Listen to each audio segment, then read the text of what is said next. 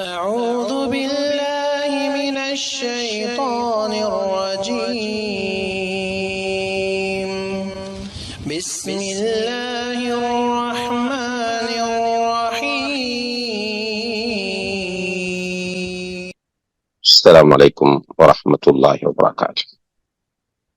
الحمد لله رب العالمين والعاقبة للمتقين ولا عدوان إلا على الظالمين والصلاة والسلام على أشرف الأنبياء والمرسلين وعلى آله وأصحابه أجمعين، أما بعد. اللهم علمنا ما جهلنا وذكرنا ما نسينا ووفقنا لصالح الأعمال يا رب العالمين. கணித்திற்குரிய சகோதரிகளே, அல்லாஹுடைய பேரருளால் பெண்களுக்கான சட்டங்கள் தொடர்பாக இந்த வகுப்பிலே தொடர்ச்சியாக நாம் பார்த்து கொண்டு வந்தோம். புனித ரமலான் மாதத்தை முன்னிட்டு தற்காலிகமாக இந்த வகுப்பு இடைநிறுத்தப்பட்டிருந்தது. இன்ஷா அல்லாஹ் மீண்டும் இன்றிலிருந்து இந்த வகுப்பு தொடர்ந்து நடைபெறும் என்பதை உங்களுக்கு அறிவித்துக் கொள்வதில் மகிழ்ச்சி அடைகிறோம். இன்ஷா அல்லாஹ் இன்றிலிருந்து தொடர்ச்சியாக நடைபெறுவதற்கும் இந்த வகுப்பிலிருந்து பூரண பயனை அடைந்து கொள்வதற்கும் எல்லாம் வல்ல அல்லாஹ் நம் எல்லோருக்கும் தௌஃபீக் செய்ய வேண்டும் என்று முதலிலே பிரார்த்தித்துக் கொள்கிறேன். அன்புள்ள சகோதரிகளே, ஒரு குழந்தை பிறந்ததும் அதனோடு தொடர்பான பல்வேறு மார்க்க சட்டங்களை கடந்த வகுப்புகளிலே நாம் அவதானித்திருந்தோம். இன்றைய வகுப்பிலே அந்த குழந்தைகளை இஸ்லாமிய அடிப்படையில் வளர்ப்பது தொடர்பாக சில முக்கியமான விஷயங்களை நினைவூட்டுவது பொருத்தமாக இருக்கும் என்று எண்ணுகின்றேன். உண்மையிலேயே நாம் ஆரம்பத்திலிருந்து குறிப்பிட்டு வருவது போல குழந்தைகள் அல்லாஹ்வினால் தரப்படக்கூடிய அன்பளிப்புகளாகும். அல் குர்ஆனிலே அவன் சொல்லும் போது யஹபு லிமன் யஷாஉ என்று சொல்கிறார். யஹபு என்றால் வஹப யஹபு, அன்பளிப்பாக ஒன்றை கொடுப்பதற்குத்தான் வஹப என்கிற சொல் அரபியிலே பயன்படுத்தப்படும். அல்லாஹு தஆலா அவன் நாடியவர்களுக்கு பெண் குழந்தைகளை அன்பளிப்பாக தருகிறான், நாடியவர்களுக்கு ஆண் குழந்தைகளை அன்பளிப்பாக தருகிறான், நாடியவர்களுக்கு இரண்டையும் சேர்த்து அன்பளிப்பாக தருகிறான். அதே போல அவன் நாடியவர்களை குழந்தை இல்லாமலும் ஆக்குகிறான் என்று அல் குர்ஆனிலே அவன் சொல்லி காட்டுகிறான். இதற்கு விளக்க உரையாக நபிகள் நாயகம் ஸல்லல்லாஹு அலைஹி வஸல்லம் அவர்கள் அவுலாதுக்கும் ஹிபத்துல்லாஹி லக்கும், உங்களுடைய குழந்தைகள் அல்லாஹ் உங்களுக்கு தருகிற அன்பளிப்புகள் என்று சொல்லி காட்டுகிறார். அன்புள்ள சகோதரிகளே, உண்மையிலேயே இந்த உலகத்தில் அல்லாஹு தஆலா தரக்கூடிய நிறைய நிஅமத்துகளுள் குழந்தையும் மிக முக்கியமான ஒரு நிஅமத்தாகும். இந்த குழந்தை சில நேரம் சிலருக்கு திருமணம் முடித்த உடனே கிடைக்கக்கூடிய வாய்ப்பை அல்லாஹ் ஏற்படுத்துகிறான். சிலருக்கு ஒரு சில வருடங்கள் கழித்து அல்லாஹு தஆலா அந்த வாய்ப்பை வழங்குகிறான். சிலருக்கு நீண்ட இடைவெளிக்கு பிறகும் அல்லாஹு தஆலா வழங்குகிறான். ஜக்கரியா அலைஹிஸ்ஸலாம், இப்ராஹிம் அலைஹிஸ்ஸலாம் போன்ற நபிமார்களுக்கும் அல்லாஹு தஆலா முதுமையிலே குழந்தை பாக்கியத்தை கொடுத்திருப்பதை அல் குர்ஆன் நமக்கு சுட்டி காட்டுகிறது. சில நேரங்களில் அல்லாஹ் குழந்தையை இல்லாமல் ஆக்கவும் செய்கிறார்.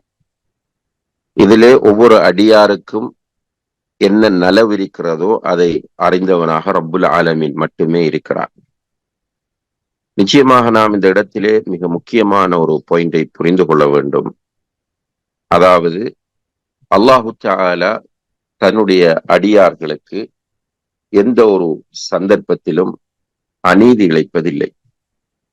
வமா ரப்புக பிظல்லாமின் லில் அபீத், உன்னுடைய ரப் தன்னுடைய அடியார்களுக்கு எந்த ஒரு கட்டத்திலும் கடுகளவேனும் அநீதி இழைக்க மாட்டான். எனவே இதிலே நாம் உறுதியாக இருக்க வேண்டும். அல் ஈமானு பில்லா, நான் அல்லாஹுவை ஈமான் கொள்ளுகிறேன் என்ற அந்த கொள்கையில் உறுதியாக இருக்கிற ஒருவர், நிச்சயமாக அல்லாஹ் நீதியானவன், அவன் தன்னுடைய அடியார்களுக்கு எந்த ஒரு சந்தர்ப்பத்திலும் அநீதி இழைக்க மாட்டான் என்பதில் மிக உறுதியாகவும் தெளிவாகவும் இருக்க வேண்டும். சிலருக்கு பொருளாதாரத்தை கொடுப்பான், சிலருக்கு அதை வரையறை செய்து கொடுப்பான், சிலருக்கு பொருளாதாரத்தை இல்லாமலும் ஆக்குவான். இந்த மூன்றுமே நலவாகவே அந்த அடியானுக்கு அமையும் என்பது நம்முடைய அகீதாவா. அதே போலதான் ஒரு அடியானுக்கு அல்லாஹ் குழந்தை பாக்கியத்தை தருவதும் தராமல் இருப்பதும் நிச்சயமாக அல்லாஹுடைய நீதியோடு சம்பந்தப்பட்டது என்பது போல அது அந்த அடியானுக்கு நலவானது என்பதை நாம் கண்டிப்பாக புரிந்து கொள்ள வேண்டும். இந்த பின்னணியை புரிந்து கொண்ட நிலையில்தான் நாம் குழந்தை வளர்ப்பு தொடர்பாக கற்றுக்கொள்ள கடமைப்பட்டிருக்கிறோம். ஏனென்றால் சில நேரங்களில் இந்த தலைப்பிலே பேசுகிற போது குழந்தை இல்லாதவர்கள் வேதனைப்படக்கூடிய நிலைகளை நாம் பார்க்கிறோம். நிச்சயமாக அதற்கு நாம் வேதனைப்பட வேண்டிய அவசியமே இல்லை. அர்ரிதா பிகதா இல்லாஹி வகதரிஹி, அல்லாஹுடைய கலா கதிரை பொருந்திக் கொள்ளுதல் என்கிற அந்த அடிப்படையில் இதை நாம் பொருந்திக் கொள்ள வேண்டும். அதை மனப்பூர்வமாக பொருந்திக் கொள்ள வேண்டும்.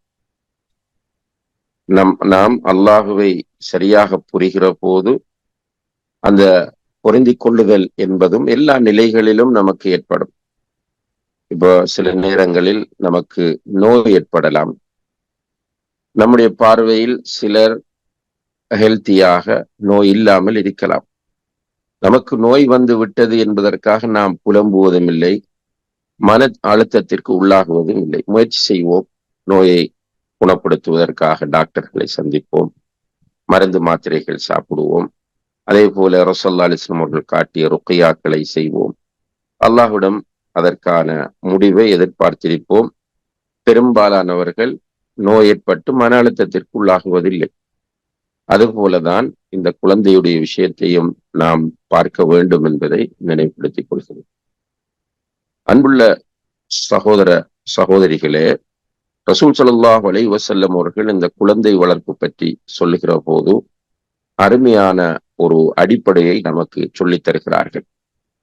குல்லு மௌலூதின் யூலது அலல் ஃபித்ரா, எல்லா குழந்தைகளும் பிறக்கிற போது ஃபித்ராவுடன் தான் பிறக்கின்றன என்று சொன்னார்.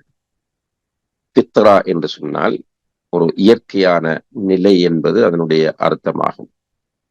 இயற்கையான நிலை என்று சொன்னால் அதாவது அந்த குழந்தையில் எந்த களங்கமும் இல்லாமல், நம்முடைய பாஷையில் சொல்வதாக இருந்தால் ஒரு ஒயிட் பேப்பராக மிக பரிசுத்தமான நிலையில் தான் அந்த குழந்தை பிறக்கிறது என்று சொன்னார்கள்.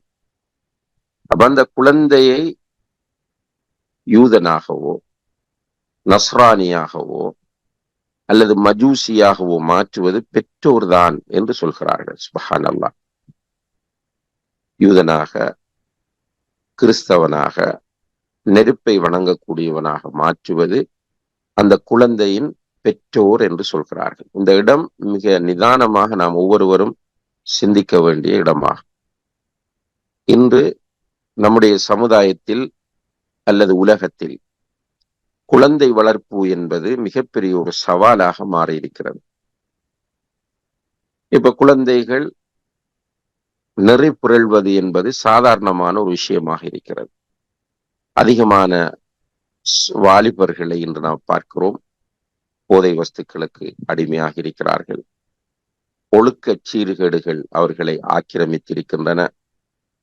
பெரியவர்களை மதிக்காதவர்களாக, அதே போல பெற்றோரை கண்ணியப்படுத்தாதவர்களாக, உடன்பிறப்புகளுக்கு தர வேண்டிய உரிமைகளையும் மரியாதையையும் தராதவர்களாக, கல்வியில் ஆர்வமற்றவர்களாக, இபாதத்திலே நாட்டமில்லாதவர்களாக காணப்படுகிறார்கள். இந்த நிலை உருவாகுவதற்கு யார் காரணம் என்று கேட்டால் கண்டிப்பாக முதல் நிலையில் பெற்றோர்தான் என்பதை இந்த ஹதீஸ் நமக்கு வலியுறுத்துகிறது. ஏனென்றால் ஒருவன் போதை வஸ்துக்களுக்கு அடிமையாக இருக்கிறான் என்றால் அவன் ஒரு தாய்க்கும் தந்தைக்கும் பிள்ளையாக பிறந்திருப்பான். அவன் பிறக்கும் போது போதை வஸ்துக்கு அடிமையான நிலையில் பிறப்பதில்லை. அவன் பிறக்கும் போது ஒரு ஃபித்ராவுடைய நிலையில் தான் பிறக்கிறான். அவன் போதை வஸ்துக்களை பாவிக்க இடம் கொடுப்பது என்பது பெற்றோருடைய பொடுபோக்கான குழந்தை வளர்ப்பினால்தான் என்பதில் யாருமே மாற்று கருத்தை சொல்ல முடியாது. இப்ப பெற்றோர் மிகப்பெரிய ஒரு சமுதாய துரோகம் செய்கிறார்கள் குழந்தை வளர்ப்பு விஷயத்தில் அவர்கள் கவனம் செலுத்த தவறுகிற போது. இது ஒரு சாதாரணமான பிரச்சனை அல்ல. சமுதாயத்தில் ஒரு சமூக விரோதியை உருவாக்குவதென்பது மிகப்பெரிய ஆபத்தான, இந்த சமூகத்தையே அழிப்பதற்குரிய ஒரு முயற்சியாகும். இப்ப இன்று இது திட்டமிடப்பட்ட அடிப்படையில் மேற்கொள்ளப்படுகிறது என்று சொன்னாலும் அது மிகையாகாது. ஏனென்றால் உலகத்தை நாசமாக்குவதற்காக வேண்டி செயற்படக்கூடிய சில சக்திகள் இந்த இடத்திலே கூடுதலாக வேலை செய்வதை நாம் பார்க்கிறோம். எனவே முஸ்லிம்களாகிய நாம் இஸ்லாம் சொல்லக்கூடிய குழந்தை வளர்ப்புக்கான முக்கியத்துவத்தை புரிந்து கொண்டு அந்த அடிப்படையில் குழந்தை வளர்ப்பதற்கு முயற்சி செய்ய வேண்டும். இப்ப குழந்தைகளை நல்ல குழந்தைகளாக வளர்க்க வேண்டும் என்றால் அந்த குழந்தையை சுமக்கிற தாயும் அந்த குழந்தைக்குரிய தந்தையும் திருமண வாழ்க்கையில் ஒன்று சேர்கிற போது அவர்கள் நல்லவர்களாக இருக்க வேண்டும் என்று இஸ்லாம் எதிர்பார்க்கிறது. அதனால்தான் நபி ஸல்லல்லாஹு அலைஹி வஸல்லம் அவர்கள் சொன்னார்கள், துன்கஹுல் மர்அத்து லிஅர்பா, ஒரு பெண் 4 நோக்கங்களுக்காக திருமணம் செய்யப்படுகிறாள். லிமாலிஹா வலி ஹசபிஹா வலி ஜமாலிஹா வலி தீனிஹா. அவளுடைய பொருளாதாரத்திற்காக அவளை திருமணம் செய்கிறார்கள். அவளிடம் இருக்கிற அழகுக்காக அவளை திருமணம் செய்கிறார்கள். அவளுடைய குடும்ப கௌரவத்தை பார்த்து திருமணம் செய்கிறார்கள். அவளிடம் இருக்கிற மார்க்கத்திற்காகவும் திருமணம் செய்கிறார்கள். நபி ஸல்லல்லாஹு அலைஹி வஸல்லம் அவர்கள் தன்னை நேசிக்கிற, தன்னை அல்லாஹுடைய தூதர் என்று நம்பி இருக்கிற மக்களை பார்த்து சொல்லுகிறார்கள், இப்படி 4 முறையில் திருமணங்கள் நடந்தாலும் ஃபதுஃபர் பிதாத்தித் தீன் தரிபத் யதாக், நீ மார்க்கப்பட்டுள்ள பெண்ணை வென்றுகொள். சுப்ஹானல்லாஹ். திருமணம் முடித்துக் கொள் என்றால் ஃபன்கிஹ் அல்லது தஸவ்வஜ் என்று வர வேண்டும். ஆனால் இங்கே ஃபதுஃபர் இல்ஃபர் என்று சொல்கிறார்கள். வஃபிர என்று சொன்னால் வெற்றி அடைந்தான் என்பது அர்த்தமாகும். அல்லாஹுடைய தூதர் மார்க்கப்பட்டுள்ள பெண்ணை மணந்து கொள் என்று சொல்லாமல் மார்க்கப்பட்டுள்ள பெண்ணை நீ வென்று கொள் என்று சொல்கிறார்கள். அதாவது ஒரு முஸ்லிமுக்கு கிடைக்கிற மனைவி மார்க்கப்பட்டுள்ளவளாக இருந்தால் அவன் மிகப்பெரிய வெற்றியை இந்த உலகத்தில் அடைந்து கொள்கிறான் என்பதை இந்த ஹதீஸின் மூலம் நபி ஸல்லல்லாஹு அலைஹி வஸல்லம் அவர்கள் உணர்த்துகிறார்கள். அதே போல மணமகனை தேடுகிற போது அல்லாஹுடைய தூதர் சொல்கிறார்கள், இதா அத்தாக்கும் மன் தர்தௌன தீனஹு வ குலுகஹு ஃபஸவ்விஜூஹு, மார்க்கமும் ஒழுக்கமும் உள்ள ஒருவன் உங்களுடைய பொறுப்பில் உள்ள ஒரு பெண்ணை திருமணம் கேட்டு வந்தால் அவனுக்கே அவளை திருமணம் முடித்துக் கொடுங்கள். நீங்கள் அவ்வாறு செய்ய தவறினால் பூமியிலே மிகப்பெரிய ஃபசாதும் ஃபித்னாவும் தான் உண்டாகும் என்று அல்லாஹுடைய தூதர் ஸல்லல்லாஹு அலைஹி வஸல்லம் அவர்கள் சொல்லி காட்டுகிறார்கள்.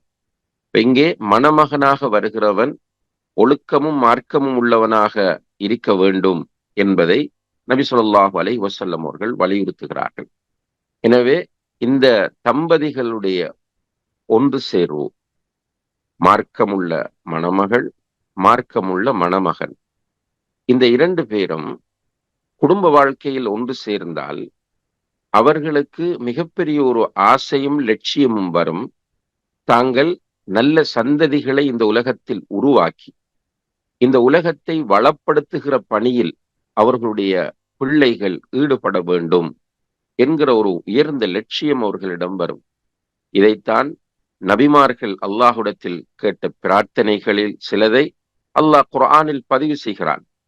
அவர்கள் அல்லாஹ்விடத்திலே துர்ரியா சாலிஹா, துர்ரியா தய்யிபா, நல்ல சீரான அழகிய வாரிசுகளை தங்களுக்கு தருமாறு அல்லாஹ்விடத்தில் அவர்கள் கேட்டார்கள். அதே போல அவர்கள் வளர்த்து காட்டினார்கள். ஏனென்றால் இந்த உலகம் வளம் பெறுவது என்பது நல்ல பிரஜைகளினால் தான் சாத்தியமாகும். அந்த நல்ல பிரஜைகளை உருவாக்குகிற பணியை அந்த பிள்ளைகளின் பெற்றோர் கண்டிப்பாக மேற்கொள்ள வேண்டும் என்பதை இஸ்லாம் நமக்கு வலியுறுத்துகிறது. எனவே அன்புள்ள சகோதரிகளே, குழந்தை வளர்ப்பு என்பதை வெறுமனே நம்முடைய சுயநலத்தோடு மாத்திரம் நாம் பார்க்கக்கூடாது. என்னுடைய மகன் படித்து டாக்டராக வேண்டும், நிறைய சம்பாதிக்க வேண்டும். என்னுடைய மகன் படித்து ஒரு என்ஜினியராக வேண்டும், நிறைய சம்பாதிக்க வேண்டும். என்னுடைய மகனுடைய படிப்பை வைத்து நான் பெருமை அடிக்க வேண்டும். இது ஒரு குறுகிய சிந்தனையாகும். ஆனால் ஒரு முஸ்லிமை பொறுத்தவரையில் அவன் இந்த உலகத்தை வளப்படுத்த வேண்டிய ஒருவனாவான். உலகத்தை ஒரு பரந்த பார்வையோடு அவன் பார்க்க வேண்டியவனாக இருக்கிறான். உலகத்தை கட்டி எழுப்புதல், உலகத்தை சீர் செய்தல், உலகத்தில் நல்லவற்றை விதைத்தல், உலகத்தில் காணப்படக்கூடிய தீமைகளை அகற்றுதல் என்ற ஒரு பரந்த பார்வை ஒரு முஸ்லிமிடத்தில் இந்த உலகம் தொடர்பாக இருக்க வேண்டும். அதிலே மிக மகத்தான பங்காற்றுகிற ஒருவனாக என்னுடைய மகன், ஒருத்தியாக என்னுடைய மகள் இருக்க வேண்டும் என்ற அந்த கனவும் ஆசையும் ஒவ்வொரு இஸ்லாமிய தம்பதிகளிடத்திலும் வர வேண்டும். அப்போதுதான் அவர்கள் தாம்பத்திய வாழ்க்கையில் ஈடுபடுகிற போது அந்த ஆசையோடு ஈடுபடுவார்கள். நபி ஸல்லல்லாஹு அலைஹி வஸல்லம் அவர்கள் தாம்பத்தியத்தில் ஈடுபடும் போது நீங்கள் மிருகங்களைப் போன்று ஈடுபடாதீர்கள் என்று சொன்ன அதே நேரத்தில் நீங்கள் ஒரு டிசிப்ளினோடு தாம்பத்திய வாழ்க்கையில் ஈடுபட வேண்டும். ஈடுபடுவதற்கு முன்னால் பிஸ்மில்லா, அல்லாஹும்ம ஜன்னிப்ன ஷைத்தான் வ ஜன்னிபிஷ் ஷைத்தான் மா ரஸக்தனா, யா அல்லாஹ் உன்னுடைய பெயரை கொண்டு ஆரம்பிக்கிறேன். யா அல்லாஹ் என்னையும் என்னுடைய மனைவியை விட்டும் நீ ஷைத்தானை தூரப்படுத்துவாயாக. மேலும் எங்களுக்கு நீ தரப்போகிற எங்களுடைய குழந்தையை விட்டும் நீ ஷைத்தானை தூரப்படுத்துவாயாக என்கிற பிரார்த்தனையோடு தாம்பத்தியத்தில் ஈடுபட வேண்டும் என்று நபி ஸல்லல்லாஹு அலைஹி வஸல்லம் அவர்கள் வழிகாட்டுகிறார்கள். எனவே உண்மையாக ஒரு உயர்ந்த லட்சியத்தோடு திருமணம் முடிக்கக்கூடிய தம்பதிகள் அவர்களுடைய வாரிசுகள் இந்த உலகத்திற்கு சிறந்த வாரிசுகளாக, உலகத்திற்கு நன்மை செய்யக்கூடிய வாரிசுகளாக, உலகத்தை கட்டியெழுப்புகின்ற வாரிசுகளாக மாற வேண்டும் என்ற சிந்தனையோடு தான் வருவார்கள். அல்ஹம்துலில்லாஹ், நம்முடைய சமுதாயத்தில் பல தாய்மார்கள் குறிப்பாக சிறந்த தலைவர்களை உருவாக்கி இருக்கிறார்கள் என்பதை நாம் இந்த இடத்தில் நினைவுபடுத்த கடமைப்பட்டிருக்கிறோம். மிகப்பெரிய தலைவர்கள் அவர்கள், குறிப்பாக ஆன்மீக தலைவர்களாக வந்த இமாம்களில் பலர் அவர்களுடைய தாய்மார்களால் வளர்த்தெடுக்கப்பட்டு உருவாக்கப்பட்டவர்கள். இமாம் புகாரி ரஹிமஹுல்லா அவர்களுடைய தாயின் அயராத உழைப்பினால் வளர்க்கப்பட்ட ஒருவர். இமாம் அஹ்மது பின் ஹம்பல் ரஹிமஹுல்லா அவர்களுடைய தாயினால் உருவாக்கப்பட்ட ஒரு மிகப்பெரிய இமாம். இமாம் இப்னு தைமியா ரஹிமஹுல்லா அவர்களுடைய தாயினால் வளர்க்கப்பட்ட ஒரு இமாம். இப்படி தாய்மார் குழந்தை வளர்ப்பில் கூடுதல் கவனம் செலுத்த வேண்டும் என்பதை இந்த வரலாறுகள் நமக்கு சொல்லிக் கொண்டிருக்கின்றன. எனவே அன்புள்ள சகோதர சகோதரிகளே, நமக்கு அல்லாஹு தஆலா தந்திருக்கக்கூடிய வாரிசுகளை இஸ்லாமிய அடிப்படையில் குர்ஆனும் சுன்னாவும் சொல்லக்கூடிய முறையில் நாம் வளர்ப்பதற்கு முயற்சி செய்ய வேண்டும். அந்த குழந்தைகள் இந்த உலகத்திற்கு நல்லது செய்யக்கூடிய குழந்தைகளாக வர வேண்டும் என்கிற அந்த அடிப்படையை நாம் புரிந்து கொண்டு அந்த அடிப்படையில் நம்முடைய குழந்தைகளை வளர்ப்பதற்கு முயற்சி செய்ய வேண்டும். எல்லாம் வல்ல அல்லாஹு தஆலா அதற்கு நம் எல்லோருக்கும் தௌஃபீக் செய்வானாக. வஆஹிரு தஅவானா அனில் ஹம்துலில்லாஹி ரப்பில் ஆலமீன். வஸ்ஸலாமு அலைக்கும் வரஹ்மத்துல்லாஹி வபரகாத்துஹு.